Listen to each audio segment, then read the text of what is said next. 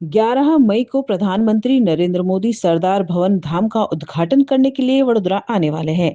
उनके वडोदरा आगमन की तैयारियों के भागरूप आज दिवालीपुरा स्थित नवीन कलेक्टर कचहरी में बैठक का आयोजन किया गया। इस मौके पर पुलिस कमिश्नर, जिला कलेक्टर, पुलिस और प्रशासन के उच्च अधिकारी मौजूद रहे। प्रधानमंत्री के वडोदरा आगमन पर सुरक्षा व्यवस्था चाक चौबंद रहे, ऐसे प्रयास पुलिस प्रशासन द्वारा किए जा रहे हैं। इस संदर्भ में वडोदरा शहर पुलिस कमिश्नर मीडिया से रूबरू हुए और जानकारी दी।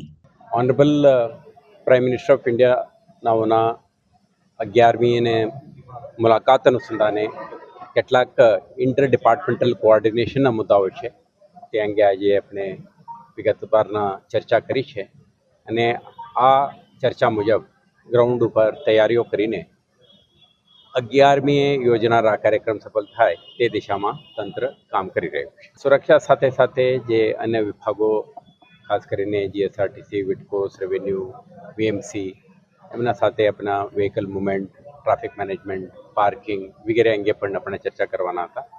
આજે આ અંગે કરી છે અને અન્ય વિગતવાર જે સુરક્ષા સંબંધિત પ્રશ્નો છે સ્થળ ઉપર બતાવીશું।